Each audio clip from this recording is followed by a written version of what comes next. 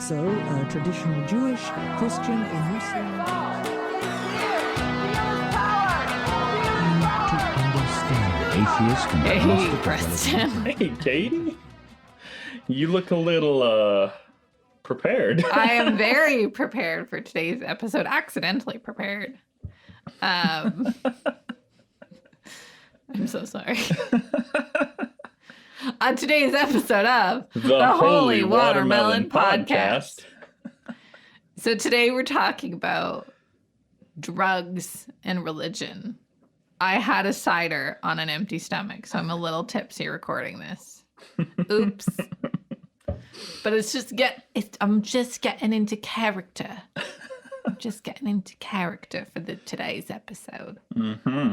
I'm so sorry. What's terrible is that if there's going to be positive feedback about, hey, Katie should be tipsy more often for this show, we'll have so many episodes to record before this actually airs that it'll be a little bit weird going back to it. I like it. I approve. So people, including Katie, have been altering their state of mind for a very long time and for many different reasons. Some religions are entirely based on drug use, which we'll get into, and every religion has a stance on whether or not you should be taking drugs or alcohol. So I say this episode's about drugs, but we do address alcohol consumption as well. Yeah. It's kind of interesting to go through and research all of this. I've learned a little bit more than I knew before. Yeah, absolutely. Especially, I mean, I knew Christianity was a gray area religion, but Hindu has a great stance, Mm-hmm. which we'll get into. Yeah, let's start taking a look at those religions that are more generally opposed. Yeah, So- we're going to talk about just the larger world religions that we talked about last year, as opposed, because there's hundreds of religions. It would take us forever to go through each stance, but we're going to go through the big, I think, big six Sure. today. All right. So Buddhism, if you remember our Buddhism episode, numbers is a big thing. And on the Eightfold Path, there is a principle of right livelihood. And there's a few businesses they should avoid to be a quote unquote good Buddhist. Yes, so to have your right livelihood. Yeah. Now, quick run through. Don't trade in weapons. Don't trade in human beings. It expands into slave trading, prostitution. And human trafficking. Yeah. Just generally. Don't buy and sell other people. Yeah. It's terrible. Businesses in meat referring to the bodies of beings after they are killed. So, or breeding animals specifically for slaughter. So this is where obviously vegetarianism comes into Buddhism. Yeah. And then the one that is relevant to this episode is businesses in intoxicants. So manufacturing or selling alcohol or drugs is prohibited. And then lastly, businesses in poison. So producing any toxic chemicals designed to kill. I mean, as far as right livelihood, it's pretty easy to get behind most of these. I mean, I like meat, so I can't say I agree with all of them. And I mean, I would say, as an atheist, obviously, the LDS Church, which we'll get to, has a much firmer stance on intoxicants. But I also think intoxicants are a gray area. So, but the other three are great. Don't sell humans, don't sell guns, don't sell toxins. Sure. That's pretty good. Yeah, so there's also in the 5 precepts a statement that I undertake the training rule to abstain from fermented drink that causes heedlessness. Am I a little heedless right now? I mean, a little bit, yeah. But that's okay. But generally, if something would make you careless when you should be careful, that is a problem. Of course, situations vary an awful lot. And we're pretty safe here in the studio today. Right. So basically, Buddhists do not encourage any consumption of drugs or alcohol in any way. I made a note, and this goes across all the religions we'll talk about. That doesn't mean there aren't Buddhists out there who do drugs. There's groups that differ from others. There's always exceptions to the norm. And of course, there's bad actors. We're not terribly concerned about the bad actors today. And I mean, I wasn't going to use the term bad, whatever. 'Cause I mean, clearly we know I don't have a problem with drugs or alcohol. I don't do drugs. I feel like I need to clarify that. But I don't have problems if people do them. So there'll just be people who don't prescribe to this rule and still will be religious. Mm-hmm. So anyway. Yeah. So don't add us on Discord saying, well, I know a Buddhist that drinks alcohol. Of course you do.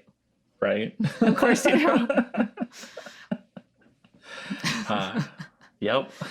Next on our list, we have Islam. Alcohol and drugs are very strictly forbidden in the vast majority of Islamic traditions. The word is haram. They're pretty straightforward on it, especially opium and alcohol.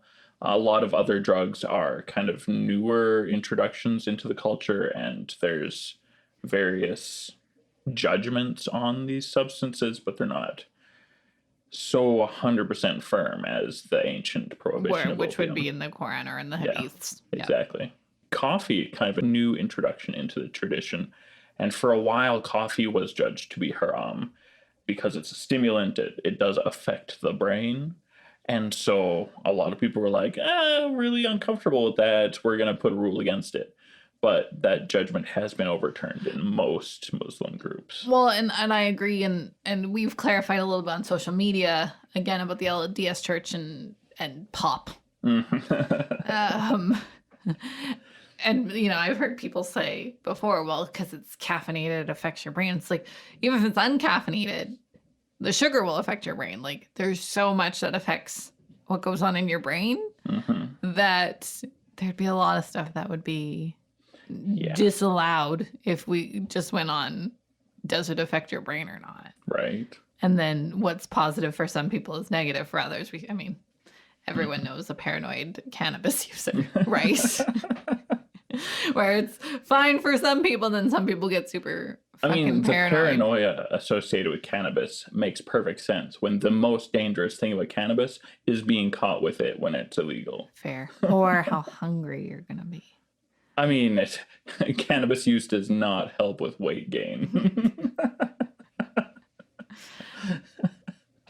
I tossed this in here because I learned this recently, and I don't know when we're going to get a chance to talk about it again. So even though it's completely unrelated, did you know that cats are halal and dogs are haram? So I know we talked about, like, you can't eat a dog. Muslims aren't even allowed to own a dog. Yeah, I actually didn't know that. Oh, wow. I did not know that. But they can have pet cats, but not pet dogs. Yeah, it's kind of interesting. I'm a cat person myself anyway. We know you're a dog We know person. where I stand on that. Get out of my house. It's not that I don't like dogs. I do just happen to have a preference.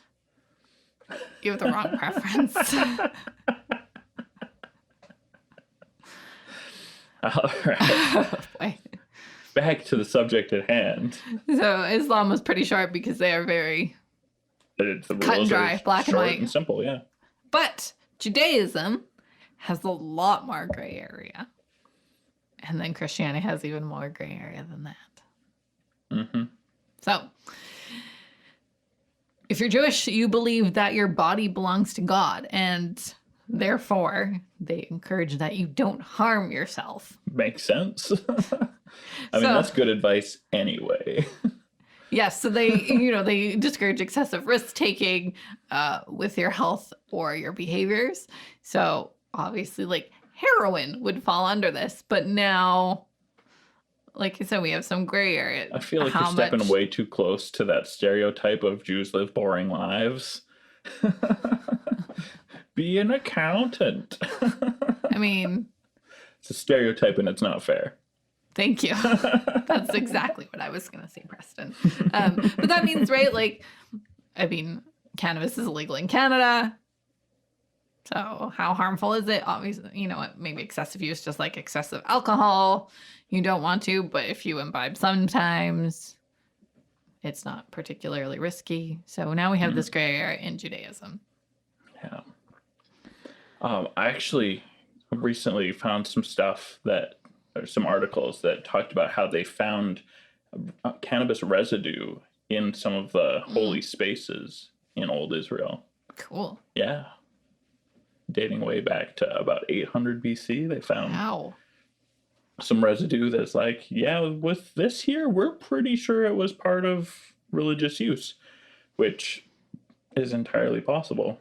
They were all about having a little smoke sensor thing in the temple, and all over Israel you would have smaller altars where they would burn stuff for the gods, which we'll get back to a little bit later. And also alcohol, pretty normal thing in Judaism. Wine for every Sabbath, pretty standard deal. There is ritual and religious use of alcohol in Judaism, the most common being Purim and Simchat Torah, which is the ritual reading of the Torah on the Shabbat. Mm-hmm. And if you watched One of Us with us at our movie night a little while ago, you'll notice that they have no problem with cigarettes in the Hasidic community. Lots of smokers in that movie. And I feel pretty comfortable assuming generally this is true of most Jewish communities. Which is actually interesting to me because we know how bad it is for your health. But I guess Right. it's such a long-term decline, right? You're not going to overdose on cigarettes. Right. It's a long game. Yeah. So. And then, of course, there was the Nazarites, like Samson or myself for a very short time back when we were first starting this podcast, of this oath to never drink or consume anything made from grapes. So the Nazarites were kind of an exception to the standard Jewish practice. Don't drink wine. But it is a very niche. There aren't any There's not a Nazarites lot of Nazarites. running around right now. But an interesting exception to the rule to make note of. Then we have Christianity, which, thanks to Protestantism, which we've been talking about for the last couple of weeks, there's different takes. Yep, a Different lot of takes. different opinions from a lot of different sources. The puritanical movement got way into, Prohibition. Teetotalers. yes, the teetotalers and their prohibition. Yep. That was a religious backed Yeah, initiative. So predominantly that was Baptists and Methodists that were big influences on the temperance movement. And we all know how well that worked. it just meant more violence and crime as people continued to drink, but More people got in went bigger fights blind about and it. went blind because they're drinking Moonshine. Bad moonshine. Don't drink bad moonshine. Christians do across the board have the general stance of, like, don't do hard drugs. I think most people have the general stance of don't do hard drugs. Don't do things that aren't healthy for you. More or less, yeah. So it really comes down to alcohol consumption in Christianity. I think cannabis use is probably not discussed too much. I feel like that's like cigarette smoking where they probably just don't care. Unless you Probably. are one of the more, I don't know if conservative is the right term to use, but like Latter-day Saints don't drink. I'm sure their stance on cannabis is the same. Yeah, pretty much. Yeah. Well, so the don't drink thing, there's exceptions to that in the LDS tradition. Really? Yeah. Tell me. I did not know this. I know, So- like, you can, if I like cooked with wine my chicken, you're allowed to eat my chicken. Well, and there's very little alcohol left in it by the time you consume it. So cooking with alcohol, not a problem, because eating alcohol ends up not usually being part of that practice. But the communion that is done every Sunday is usually water in the Right. LDS tradition. That's what I thought. Yeah. Yeah, but there are cases, well, generally speaking, it can be any liquid, but water is preferred. But you actually are allowed to use wine as long as the wine is produced by a member of the church. And so there are several congregations around the world that regularly use Latter-day Saint produced wine for the communion. Interesting. Yeah. I think it's interesting that a Latter-day Saint would be interested in making wine, right? Because you've grown up being told no. Yeah, and I think that's why it's such a small... Small portion. Yeah. You should make some wine, Preston. Honestly, I have no interest because I hate the taste of the wines that I have tried. I want to figure this out. Like, Yeah, it's a real thing, and Wow. it's not even really an exception to the rule. It's a reversion to the standard when everybody's comfortable with it, kind of thing. I feel like you don't know the answer to the question, but I'm going Mm-hmm. to ask it anyway. Would there be members of the church who would decline member-made wine? Very likely. Okay. I can't Or say didn't I've gone and done a No, survey, but like, very does it likely. need to be like a consensus, like we're going to drink Bob's wine, or if you want Bob's wine, you can have it. If not, there's water. I feel like the situation would be Bishop approves wine. Somebody goes, I don't want this red stuff. And then afterwards goes to the bishop and say, don't do that. And then they have a long talk with the bishop, and the bishop says, it's okay. And then the naysayer is like, well, I'm not gonna. And then they have to decide if they're going to change it to be more inclusive. Okay. And they probably would. Okay. Thank you. That's how I see that playing Thank you out. for that sideshow. Yeah. General rule, most Christian denominations, again, there are a few exceptions like the LDS Church, figure since JC, Jesus Christ, drank wine, that it's okay to drink wine and alcohol in moderation. Yeah. And the way it's developed in the LDS tradition is kind of interesting. That a lot of people think that Joseph Smith said, don't drink wine, don't drink any alcohol. Not true. He specifically forbade what is classified as strong drinks. We're talking like whiskey. Whiskeys. Yeah. So wine doesn't qualify as a strong drink, and it's fine. Beer doesn't count as a strong drink and was fine. He's literally saying this to someone who's tipsy on cider on an empty stomach. So, yes.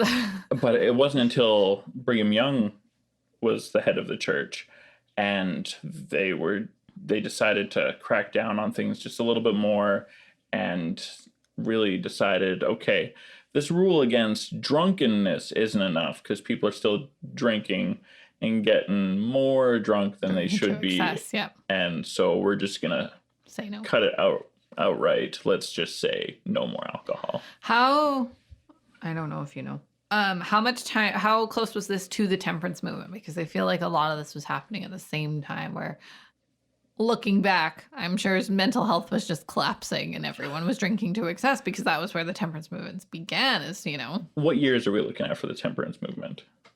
Do we need to Google this? I don't have my phone on me because I'm a good podcaster. All right, well, let's whip out my Google. Ew, Preston. That's not what I call it.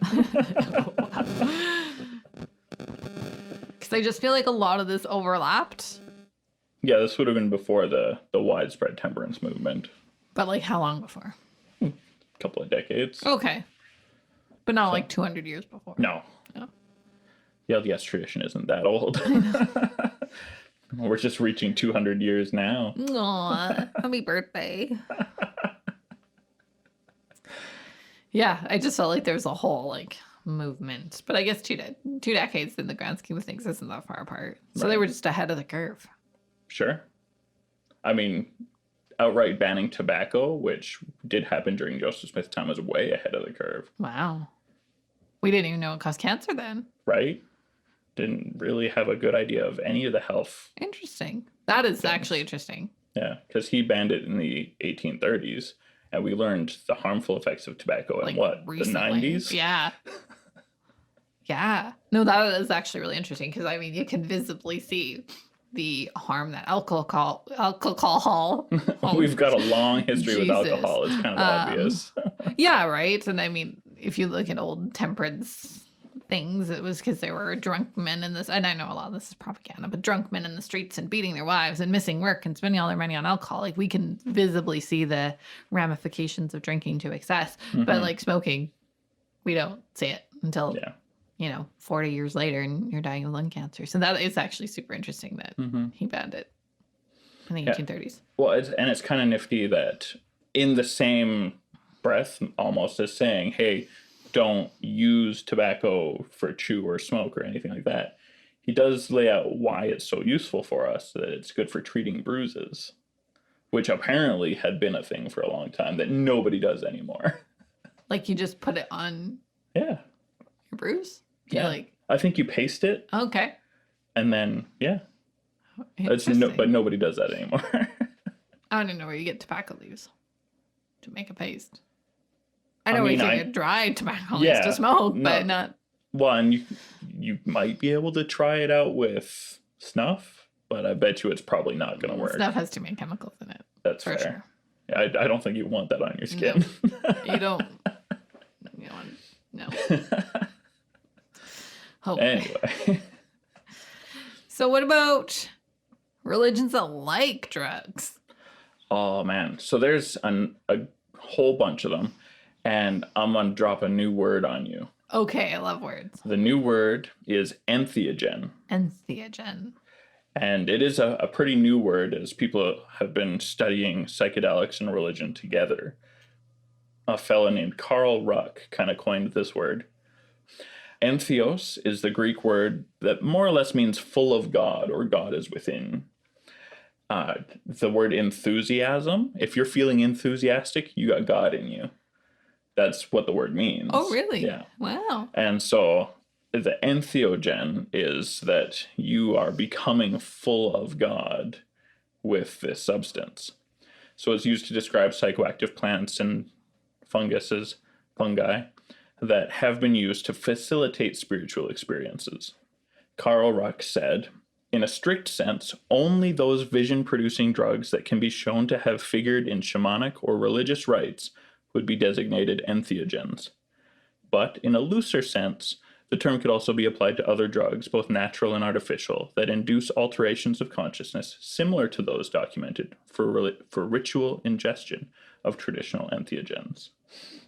So now you have a new word. Cool. Thank you so much. Yeah, I'll because put that in my back pocket. yeah, the idea is that when talking about religious drug use. trips, Yeah. they don't want to use the word hallucinogen because it's just, I guess, doesn't match exactly what the function is.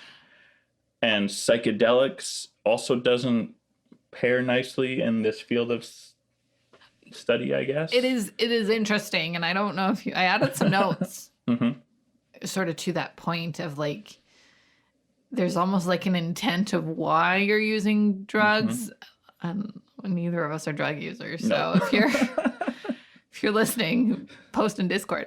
But it sounds like there's like this intent to why you're doing it can actually change For sure. the experience you're having. I think some of that is also your background too. So we'll talk about a study they did at Johns Hopkins. Oh, yeah. Did you read that? Yeah, I did. Yeah. They gave a bunch of drugs to religious leaders. So We'll get into that. yeah. All right. So most famously, the Rastafari are very pro-cannabis. Yep. It's probably the most famous drug religion. And only famous really because of Bob Marley and then later on Snoop Dogg. And just like, I think there's this North American drug culture that like That latched onto those two figures very strongly. those two figures, but also like for so many years until recently, we had the Marijuana Party of Canada where it's like, okay, so now I'm like allowed to do it, right? So if I say I'm a Rastafari, then I can do it. You know what I mean? Like just as an excuse to smoke weed. Yeah. As opposed to actually being in the belief system and the culture of Yeah. Rastafarianism. It's an excellent example of the negative form of cultural appropriation. Yes, it is. We'll one day do. It's on our list of full episode on Rastafari. Super misunderstood because we do that to predominantly Black religions. Thanks, racism. Yeah. It's a bummer. Yeah, just like voodoo. It's people think it's one thing and it's another. Right. It doesn't help that Rastafarianism is relatively new. Yeah. Like, it's about 100 years old. Yeah. Like, not even yet. Which is a little bit weird, easy to forget sometimes. But cannabis is very important, just in the same way that there was special incense that we burned in the temples and at the altars in Judaism. And starting to look like there's evidence that that included cannabis. The Rastafari tradition leans heavily into this idea before we had archaeological evidence to back it up. So They were onto something. yeah, it's kind of cool. scholastically speaking anyway. And most Rastafarians, I think, identify as Jewish or Jewish adjacent, which is kind of cool. They do use the Hebrew Bible, and there's a good handful of passages in it that reinforce the practice pretty nicely. So there's a part in Genesis chapter 3 that says, "Thou shalt eat the herb of the field." So yeah, it's not a crop. right. It's They said herb. yeah, that's the trick. It's pretty wide open. You can be interpreted in a lot of different ways. It certainly can't be used against Rastafarianism. There aren't a lot of field herbs. Right? Truly. We got dill. That is, yeah. Then in Exodus chapter 10, it says, "Eat every herb of the land." Now that's a little bit more explicit of if it's there, it's good. So easy enough to jump on board with that and go with this. And then in Proverbs chapter 15, there's a great line that says, "Better is a dinner of herb where love is than a stalled ox and hatred therewith." So basically, that means that it's good to have a meal without any meat, which is non-standard in the Jewish tradition, if there is love at the table, than to have the expected meat and be surrounded with people that suck or who hate you. Aw. Well, Yeah. good thing we're having a vegetarian meal with love tonight. Yay. I don't know. We're having pizza. There could be meat on it. I expect there to be meat. If you have your say. Yeah, exactly. It's important to note that Rastafari discouraged the use of other drugs and alcohol, and that cannabis isn't meant to be used lightly or recreationally. It is a sacrament to connect with God. You don't just like blaze it 420. Yeah. Can you tell that I don't? Don't have the lingo, not part of the culture. Right. Basically, the cannabis is meant to be smoked at groundings and a couple other things sometimes, but it's a special religious thing, not a pastime, not a thing to do because you're bored or it's Friday night and let's light up. It's obviously very different from a lot of the appropriation that we have seen. Absolutely. In addition to smoking cannabis, which is the most common way to partake at these grounding ceremonies, they often use it as a tea or as a cooking herb. Mm-hmm. Yeah. And there's so many different things that you can do with cannabis. Moving on to the Hindus, what they do is kind of novel. In India, there's this thing called bhang, which sounds a lot like bong, but isn't.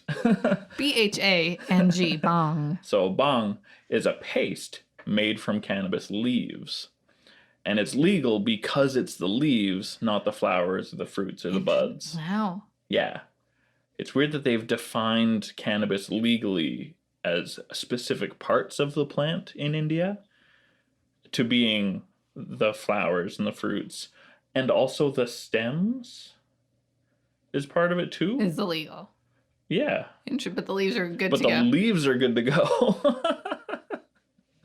Well, so they can smear it on toast or drink it mixed with milk. Yeah. It's like your Nestle Quick, except green and thick. I mean, I don't like the smell of cannabis, so I can't imagine that tasting good, but That's my problem. just like I don't understand why Preston doesn't like wine. I'm sure someone's thinking I'm crazy. That's Sure. fine. Yeah. So bhang is typically associated with Krishna, who is one of the great figures of Hinduism, pretty widely worshipped, as well as the holiday Holi. Especially in northern India, you'll find it a much bigger deal, which is kind of interesting. But that's not all. Hinduism also diversifies. Yes, so the Rig Veda, so this is one of their religious texts, mentions the spiritual use of a psychedelic drink called soma. So the quote from the book says, "We have drunk soma and become immortal. We have attained the light and discovered the gods. What can our enemies' mouths do to harm us now?" So this is a really empowering drug. Yeah. My instinct is to jump to like PCP. but I don't know for sure. And it's actually still a mystery. Yeah, we don't really know what soma is. Yeah. It's the name of the drink as well as the name of the plant, but also the god associated with them, according to the Vedas. But without a good handy drawing in the book, We don't We know anymore. what they're referring to. It's kind of weird that it has fallen out of common use so that it has become a mystery.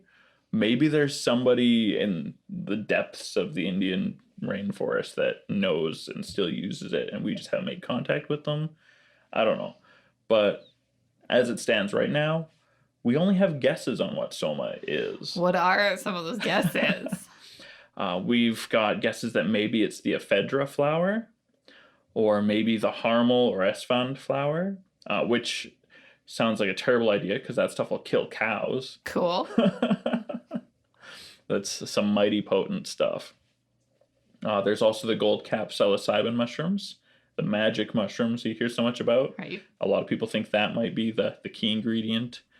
And then there's also the amanita mushrooms, which those are the Mushroom. the ridiculous mushrooms of Mario, the red with the white spots. And those things are so incredibly powerfully intoxicant that when it passes through your system and into your bladder and you pee it out, it'll still offer a trip to whoever's willing to drink that urine. But not just that guy. He can pee it out. It can go through this cycle 5 times and still have an intoxicant effect. Wow. Yeah. I don't think I'd want to be the first person to take it. Right? It can be lethal to the first person. Not always. How do you get their pee then? Okay. So in some places, there's stories of people who are just so poor but so desperate for a trip that they'll go out with a wooden bowl and catch it when somebody comes out of the party to take a leak. Ew. And then they'll hide in their little dark corner and they'll enjoy it for themselves. Ugh. And you can recycle it for so long. This is actually a thing that we saw as really handy for the Viking berserkers.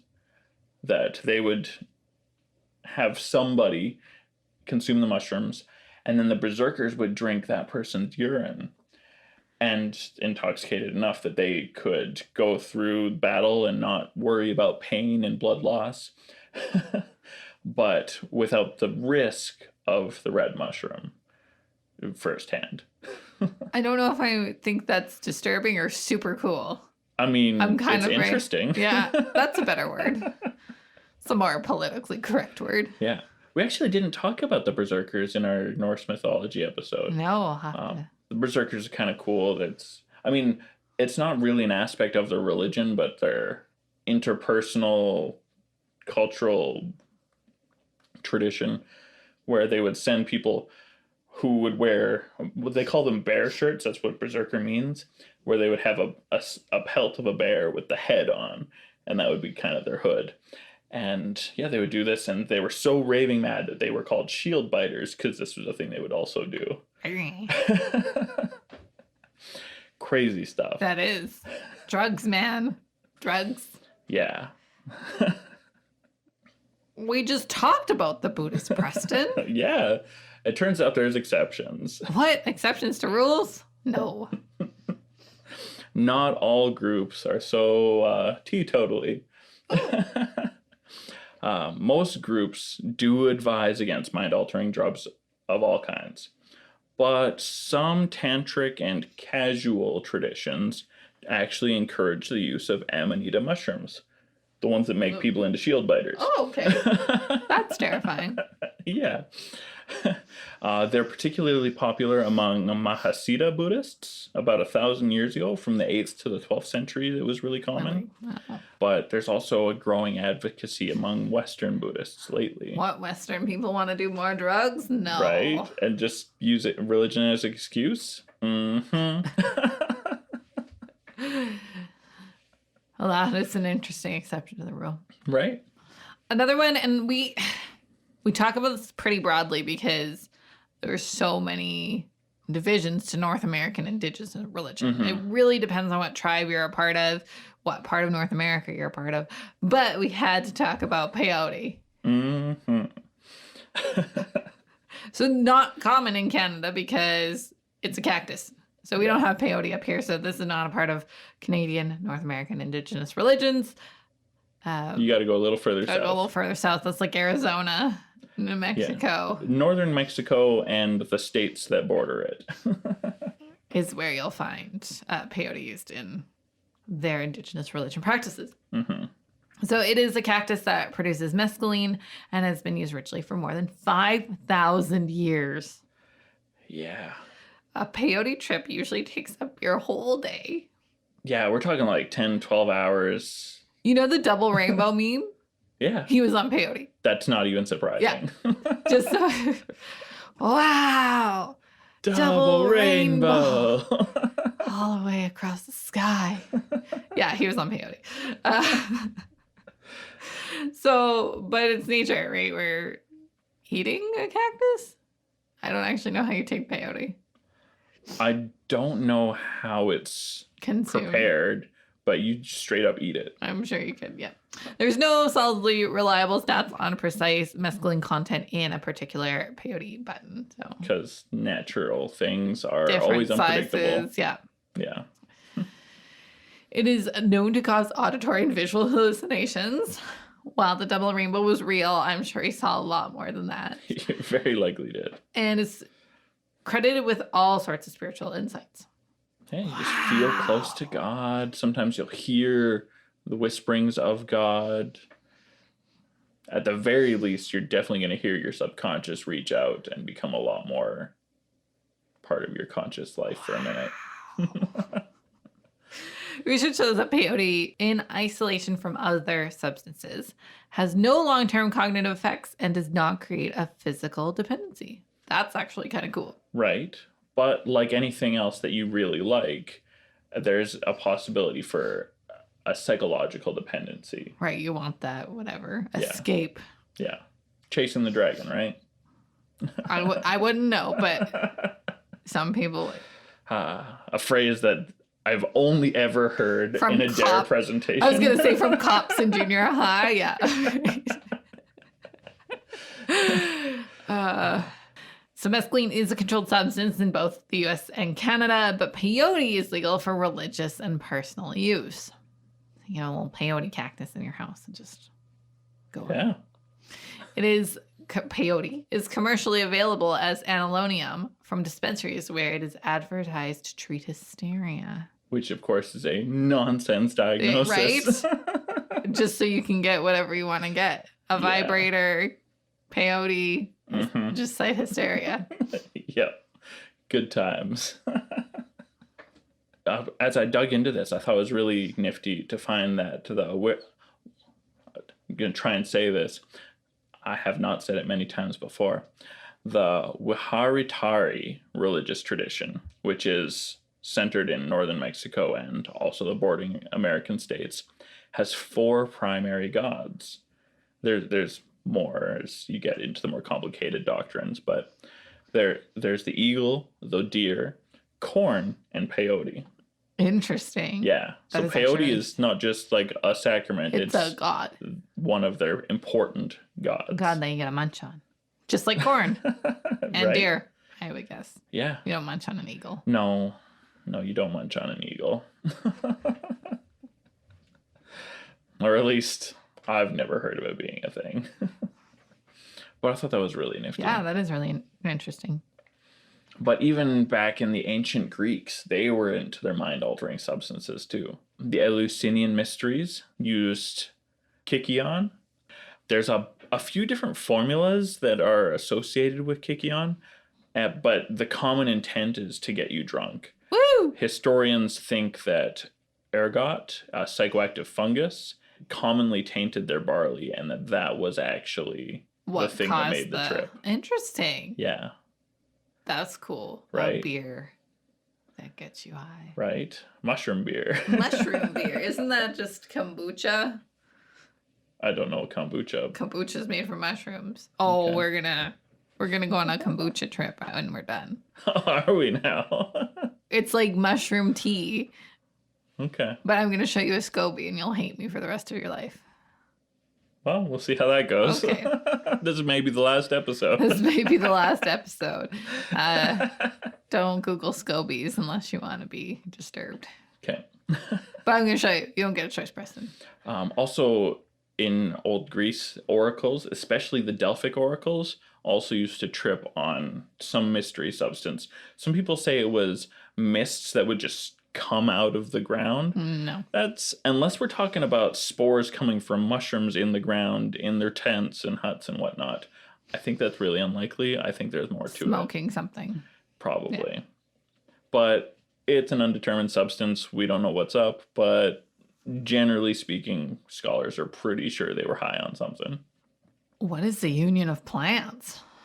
The Union of the Plants was a Brazilian Christian group. Very syncretic. They combined a lot of their pre-colonization indigenous religion elements into Christianity in Brazil, and then have spread around the world since 1961 when they were founded.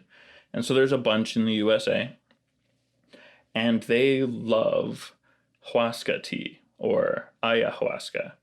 It's not technically tea, it's not made from the tea plant, but they make a beverage out of it the same way you would make tea. It's a herbal tea then if it's not made from the tea plant. I guess. And so for all those Mormons who are like, I don't only drink herbal tea, watch yourself. Right, because you won't get high. Ayahuasca is made from the leaves of the mariri and chacrona plants. And it contains a lot of DMT, which isn't a terrible thing for the body. Your body does naturally produce a little bit of DMT. Not nearly the levels you see in these plants. And it's part of a sacrament of the church, super important. Just like the Rastafari and cannabis, it's not meant to be abused. It's just for the sacrament in the church. UCLA actually says that these people are healthier than the average Americans, so that's kind of interesting. I feel like that's not a great I mean, it's a low bar. but that's good. Yeah. So over the years, especially through the 90s, it became a really big problem.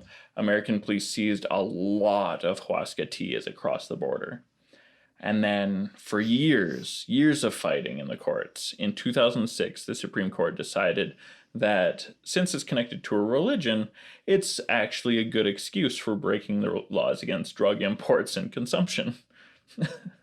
Which sounds a little bit funky, but they cited the Religious Freedom Restoration Act, which was a thing that was signed into law very shortly after Bill Clinton took over as president of the U.S. Yeah. And deviating a little bit from our main course, the Religious Freedom Restoration Act is actually kind of interesting. It promises the free exercise of religion can break existing laws if there's no good reason for the government to enforce the laws in a way that would be detrimental to the group being policed. So if I'm doing drugs for a religious purpose and it doesn't hurt anybody, I get to keep doing it even though it's illegal. Which is why I'm kind of on the let's decriminalize all drugs. Right? Let's decriminalize all drugs because truthfully, for the most part, you're only hurting yourself. Mm-hmm. Which is, I'm not saying that's a good thing, but then it breaks this chain of supply. Mm-hmm. Yeah, if drugs are legal, you get a much safer chain of supply. And you can monitor and it's a lot less scary to get help. Yep. All kinds of benefits. So basically, if your church regularly or traditionally uses mescaline or DMT or cannabis, if it's not causing any harm, you have the green light according to the Supreme Court of the United States of America. If you're outside of America, you're going to have to rely on a different authority or figure something else out. Just stick with cannabis in Canada. It's fine. Right. Which I thought was really interesting as I read up on this. This is a defense that polygamists are very likely to use. Because if it's not hurting anybody, we're going to exercise a freedom of religion. I have no problem with polygamy. Right? honestly, it feels really weird to me that we have any laws at all that refer to marriage. All of the bad things about marriage, like using it to control people who are too young because we have decided to allow old people to marry 13-year-old girls. If we don't have laws about marriage, that doesn't mean, oh yeah, now we can have old people marry 7-year-olds. It means that a marriage has no power over those people. Interesting. I just think as long as it's consenting adults, and I mean, we've definitely all watched the TLC, like Sister Wives. Nope. Oh wow. I have not. I'm surprised. I'm shocked, but there's a few of them, and they're all like FLDS. Sure. And I wonder how happy they are if they're just doing it for religious reasons. But if you were like, are literally like, I would like a second wife, and everyone's on board, and like as long as you don't feel like you're pressured to for religious reasons, go hard, my friend. Right. I remember watching years ago an episode of QI with Stephen Fry. It's a British game show. Mm-hmm. Highly recommend if you haven't checked it out. And he basically was like, how is polygamy illegal with consenting adults, and adultery is legal when Right. it's non-consensual for obviously the person that's being cheated on. Right. He's like, that makes no sense. Yeah. Not that Crazy. I think people should go to jail or be for adultery, but like, Change the other law. Yeah. I don't know. Yeah. Again, as long as you're a consenting adult, I don't care. Yeah. I have a Marry- couple of friends that are openly polyamorous. Right. And a few more friends that openly advocate for it without being into it themselves. So it's a thing I am seeing a lot more outside of religious contexts. And I think that's the key piece is, you know, you see all these sad sister wives on televisions. It's like, how into this are you? Right. But I also believe that there are polyamorous people out there. I don't, Mm-hmm. it's valid. Yeah. So yeah, why not? Go hard. Right. Go hard, all 7 of you. Like together. Not that there's only 7 polyamorous people. I'm picturing that one of our listeners is in a 7-way relationship. Generally speaking, there are a lot of scholars who think that these drug trips are the seeds of religion, that religion wouldn't have existed without these kinds of hallucinations. Easy enough to speculate on. I think it gets a lot trickier when you try and get specific. I mean, I think some of this it's hard because everything's so old, Right? right? But I know enough people that are artists in whatever sense that will get high to create art. Sure. So maybe you got high and then wrote your gospel, right? And you fleshed it out when you were sober. Who Ernest Hemingway said, write drunk, get it sober. So Sure. I've tried that for design. It was terrible. I bet. Yeah. It's brutal. Right. So I think it's all speculation, right? But, you know, there could be something that's 5,000 years old that someone smoked a bunch of peyote and then wrote a religious book. We don't know. We don't Right. know. Yeah, it's all guesses. Most of history is guesswork until we find hard concrete evidence. And even then, it's tricky to interpret the concrete evidence that we get. And then throw in drugs, which happen all in your head. Whew. Right? It's tricky. Which makes a 2017 study by Johns Hopkins a super interesting study. So what they did is they found about 24 religious leaders and just gave them a bunch of magic mushrooms. It was more controlled than that, but that was the premise. There was a control group, too. Yes. And they picked religious leaders across multiple religions. The only 2 they struggled to find was a Muslim imam, which isn't surprising, Because they would be pretty strictly against it. and a Hindu priest, which I thought was weird because Hindus pretty loosey-goosey about drug use. Yeah. Oh, well. But they couldn't find those. So generally, the participants reported having deep transcendental religious experiences as opposed to just like a wild acid trip. No double rainbows here. But maybe other colors. Maybe other Just not in the convenient rainbow shape. Right. So they all had these deep religious experiences as opposed to just being high and eating snacks. Mm-hmm. You can tell Preston and I have no experience in this whatsoever. They also reported a more universal view on religion. So this was a trend that they viewed each other as different paths to the same goal, as opposed to, I mean, obviously, if you're willing to take mushrooms, you're a pretty chill clergy member. But as opposed to opponents, they saw the bigger picture, and that we're all the same, man. Right. So The dude abides. The dude abides. So I thought that was also really interesting, especially when we get into, obviously in North America, we see a lot of Christian fundamentalism and their hard line, and then hear their leaders getting high, and they're like, nah, man, it's good. Mm-hmm. Yeah. It's kind of a cool study. I thought it was great. I recommend reading up on it. So. Yeah. Tricky thing to talk about when we don't have any first-hand experience for the Right. vast majority of things we've talked about today. Right. Armchair scholarship, such as it is. But if you've used drugs to have a religious experience, we'd love to interview you for the Holy Watermelon podcast. Yeah, I think that'd be a good time. Yeah. What else do we need at the Holy Watermelon podcast, Preston? Oh, if you want to tell us more without throwing your voice out for the whole world, you can join us on our Discord and just share your words without the voice behind them. Mm-hmm. We have some good discussions on Discord, great memes, and we've got our merch on Spreadshop. That's getting to be pretty good. And we've got all of our social media, Facebook, Instagram, YouTube, all the things. Can't forget Patreon.